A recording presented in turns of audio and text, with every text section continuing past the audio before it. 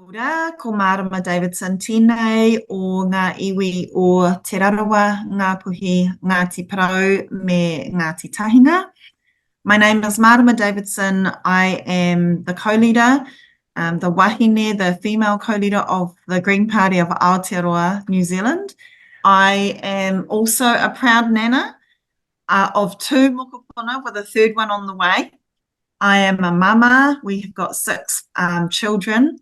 And Manurewa is in South Auckland, where I've lived for most of my adult life. And I'm really proud to be living in a super diverse community, one with a history of, well, bearing the brunt and the oppression of the economic injustice and economic oppression that we know all around the world, where the rich are getting richer and the poorer are getting more hammered. So that's my community. I was raised in my privileged to be also raised in my iwi and my tribal and hapu homelands, and also living in the city. So I'm really lucky to have a mix of experiences, I suppose. So we chatted with you over email in 2021. You were our 160-second story, I believe. Has anything changed for you in the past 2 years? A lot has changed. I mean, first and foremost, we had an election some months ago, the October 2023. It was a change of government, a big change of government, in fact, to probably what I and many others are saying is one of the most right-wing and conservative governments we have had in a long, long time, if not ever. That, of course, with the Green Party being one of our most progressive, if not the most progressive political party, has meant we've got a lot of work ahead of us. And also in the election, historic election for the Green Party, where we got the best ever result that we've ever had, the most MPs we've ever had, the most votes we've ever had, 3 electorate wins. So we had 1 electorate win the last election with Chloe Swarbrick in Auckland Central. We've added another 2, Wellington Central and Rongotai. That's unheard of for the Green Party. So we've now got 3 electorate seats. We've now got 15 MPs. We have got the biggest Māori and Pacific caucus that we've ever had. In fact, we call it Te Mātāwaka caucus, which is our Māori and Pacific caucus, now make up 50% of our entire caucus. And that's incredible, absolutely incredible. So we're on a high for our party and for our long-term growth and our vision for the Green Party.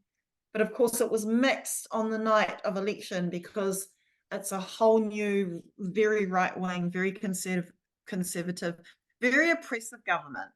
So those, I guess, are what you could call the big changes, the obvious changes for me as a co-leader of a political party.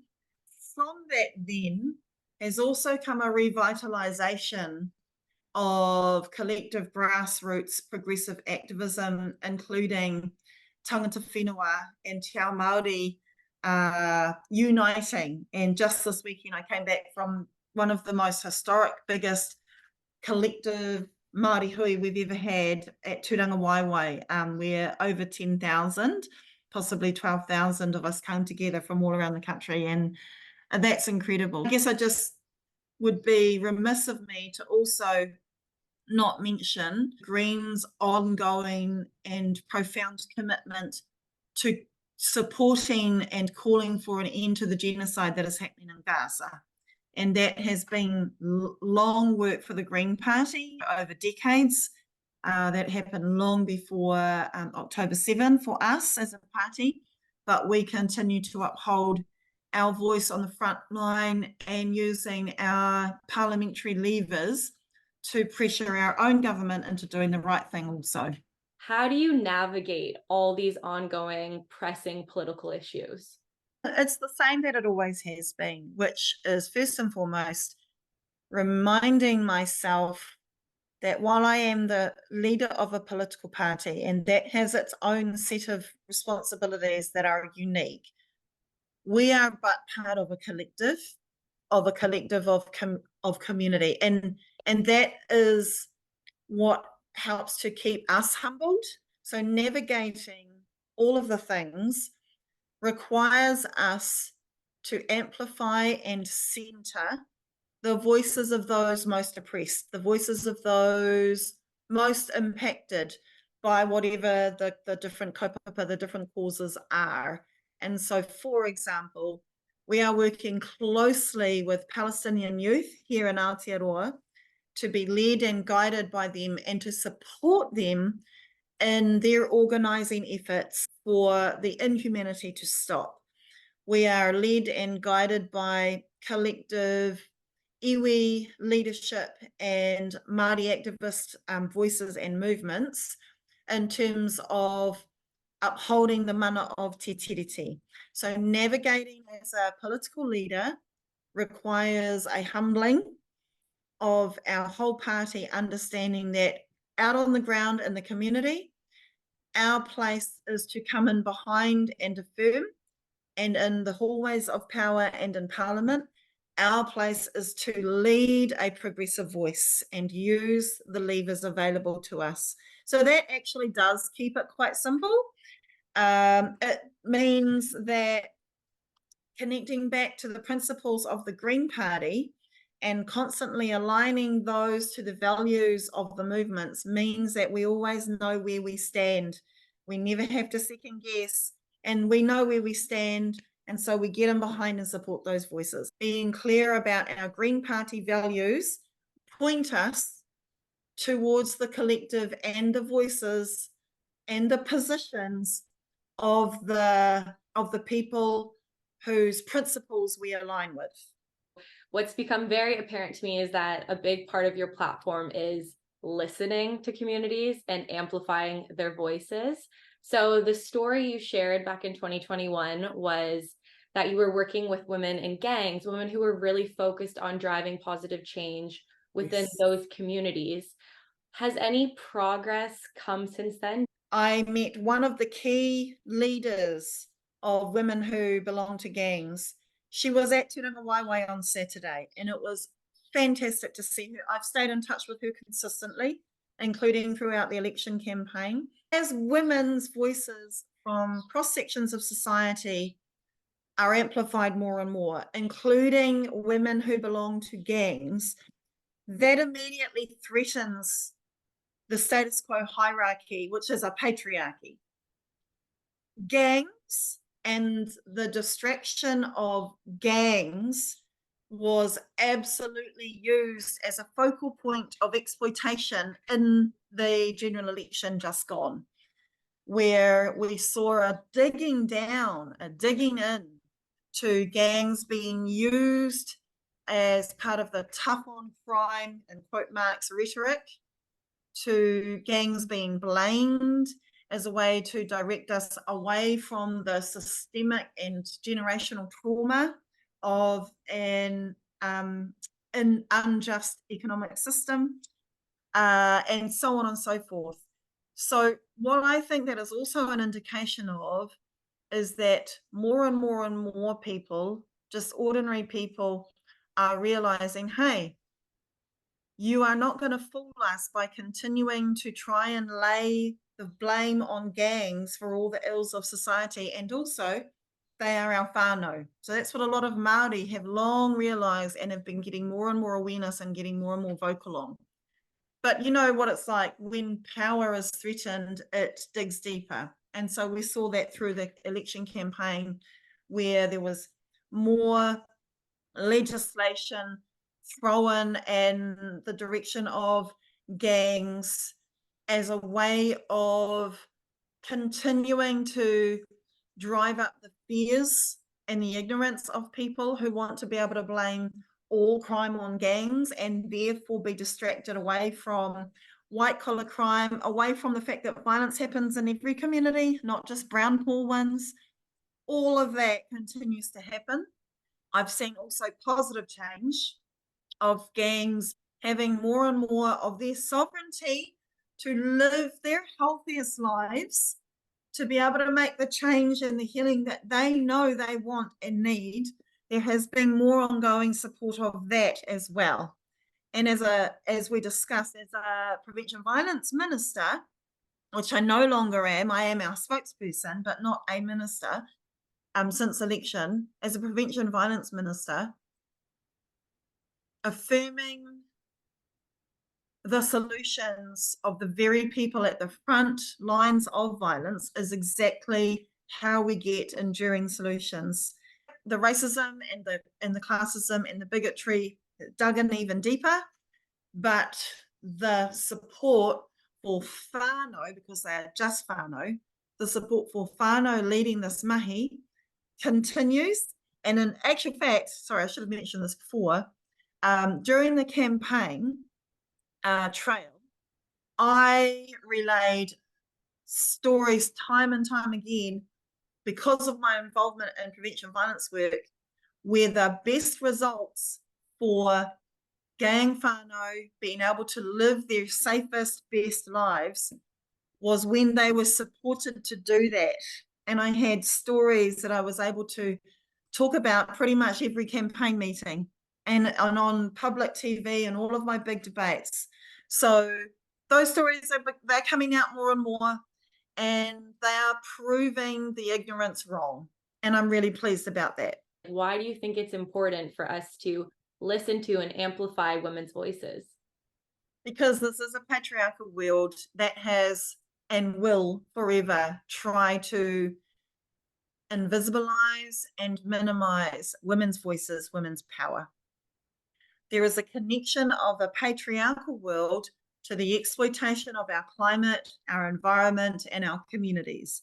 That is a patriarchal agenda where it is about an individual drive for success at all costs. Success being material, success being individual, success being short term as well, and not understanding enduring well-being, enduring prosperity, and collective wealth shared.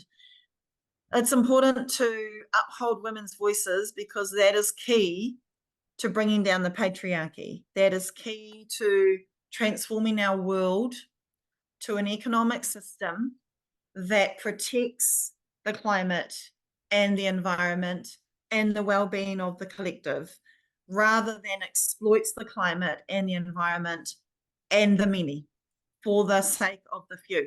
It's pretty simple for me.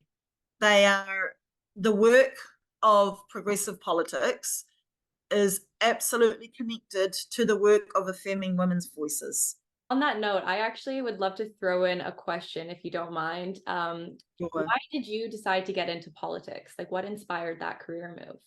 I think from the start, because it was never, ever on my plans. And even when I was probably in the midst of activist politics, I still, while it was becoming obvious to more and more people, I was still like, no, politics is not for me. Probably got to the point where actually there was no other pathway than to take up the opportunity to be in politics. I mean, this isn't the be all and end all of my work for Planet and People. This is the current path. This is the current opportunity. But it's what is in front of me and privilege available to me for now. And it was because of being born as a Māori woman. Our voices are the most minimized, the most invisibilized, the most undermined. That the whole process of colonization, first and foremost, is an attack on wahine, is an attack on whānau. And that's because colonization, the patriarchy, they know where the power base is. It is with women and whānau, and it is alongside the well-being of our tāne. Like, think about any battle, any battleground, any war, any conflict, and you think, who do we need to take out? Who are the threads of strength? Who are the holders of care and compassion? Who are the nurturers? Who are the actual fighters? Oh, it's the women. It's the women. It's the women. Let's take them out. And this is why I think being in politics, which is one of the most acutely patriarchal institutions, Western democratic systems, it's even more important to have Indigenous brown, women of colour, marginalised women in places of power. And I am only here with the support of the many, especially women. What advice would you have, I think, especially considering the political landscape of New Zealand right now, for women and girls looking to a career in politics? On the one hand, my human self says, stay away, it's poison. It's dangerous, it's harmful, it's toxic, it's a massive sacrifice. And on the other hand, I'm like, we need you all, This is the conflict that I face whenever I think about my response to that question. So then I come back to make sure, first and foremost, that you have got your support network, your grounding strength, and that before entering into any sort of political arena and public profile, that you have to be part of a collective, whatever that means for you. Because how they take us out is by isolating and individualizing us. That's how violence works, right? That's how domestic violence works. That's how sexual violence works. It isolates us off, and it forces us to feel like we are alone. And so have your support network, your community support network to stay grounded. And sometimes you won't always be grounded, but you need to be able to come back to being grounded, and that takes collective support. Stay accountable to that support network, stay accountable to the community who are going to put you in there in the first place. Go in there knowing that this place will try and politically kill you every single day, every word you utter. I'll give an example. It became known internationally on some levels that, almost coming up a year ago, I think March last year, at a trans rights rally, after being hit by a motorbike and being ambushed by counterspin, ludicrous conspiracy media, on tape, one of the many things I said in support of trans people, and especially trans women, was talking about cis white males being violent. Well, you cannot imagine the level of international violence, cyber online violence, in-person abuse that got me. Like, how dare a brown woman in power with a massive platform, how dare she say that? So I have to tell you, overseas players of Australia, Russia, China, the UK, the US rallied, organised, and connected to our local white supremacist groups, our local white power groups, to online platforms, to ordinary folk, to drill up as much abuse, hate, violent threats, and targeting as possible, to a point where our own researchers here, who have been monitoring activity for several years, including that was aimed at Jacinda Ardern, said that in a matter of a really intense amount of time, the attacks on me were equal to or surpassed that of Jacinda, from around the world, from international players. And so there's that. And that is what will happen when you challenge the patriarchy in that way. At the same time, I want to contrast that. So that is the amount if you're going into politics, know that this institution is going to try and politically murder you. And that's what you need to know, sadly. Now, by the same token, David Seymour uttered actual violence. So here's me talking against violence and getting attacked violently for it. Hello, they proved my very statement. White cis males from all around the world and here proved my very statement. But then you've got a conservative, right-wing, moneyed, supported politician white cis male passing, even though he's got Māori whakapapa, who then uttered actual violence against the Ministry for Pacific Affairs, Pacific Peoples, and basically inferred, oh, burn the place down. Now, what happened? The supremacists rallied in support of him, to the point where we sought communication advice because we wanted to put out a statement to make our position clear about what David said and support Ministry of Pacific Peoples. And the advice given back to us from the researchers keeping an eye on the traffic, on the online traffic, said, don't let Marama do it. Make it James, the white guy in a suit. He has to utter your statement because she will only attract hate. That's all that will happen. How? If that is not an indicator of the patriarchy of the world, I don't know what is. That a white passing cis male can utter actual violence and be supported, and a brown woman speaks out against violence and gets hammered. So there you have it in a nutshell. And this is a judgment that young women going into politics will end up having to make for themselves, and it's a judgment that will come after experience. You have to make the calls about when you are going to expose yourself, your family, your community to that violence. And admittedly, my statement was not planned. I shouldn't have to plan for violence when I utter the truth, but we have to do these things knowing, as politicians, as young women going into politics, we have to understand and be prepared for then the level of vitriol.